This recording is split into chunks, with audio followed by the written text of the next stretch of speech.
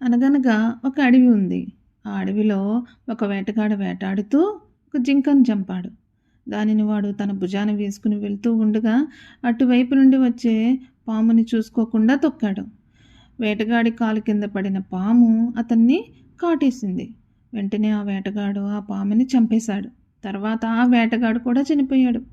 ఇలా జింక, పాము, వేటగాడి శవాలు ఆ అడవిలో పడి ఉన్నాయి.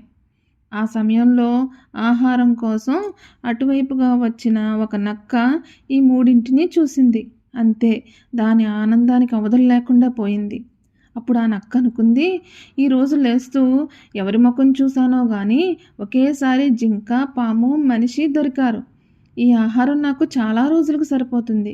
ఇంకా నాకు ఆహారం కోసం ఎటువంటి లోటు ఉండదు.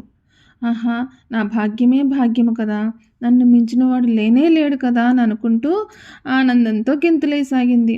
కాసేపటికి ఆకలి విషయం గుర్తొచ్చి ఈ పూటకి ఏది తిందామా అని మూడింటి వంక చూసింది.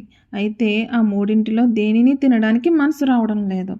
అప్పుడు అనుకుంది, ఈ పూటకి ఏదో ఒకటి దొరికింది తినేస్తాను, రేపటి నుండి వీటిని తినడం మొదలు పెడతాను అని అనుకుని రేపు ఉదయాన్నే ఈ పాముతో మొదలుపెట్టి దాన్ని 2 రోజులు, జింకను ఒక 10 రోజులు, మనిషిని ఒక నెల రోజులు తింటాను అని అనుకుంది. ఇంకా ప్రస్తుతానికి దగ్గరలో ఏమైనా ఆహారం దొరుకుతుందా అని చూసింది. వేటగాడికి దగ్గరలో వాడి బాణం పడి ఉండడం చూసింది.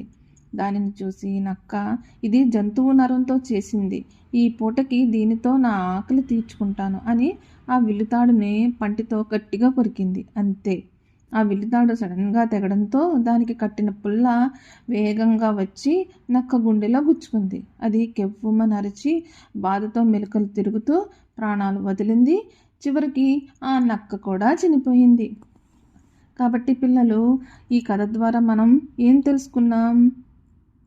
ధనం సంపాదించడం మంచిదే, కానీ దాన్ని మురుగు పెట్టుట అంటే కనీస అవసరాలకు కూడా ఉపయోగించకుండా ఉండడం మంచిది కాదు.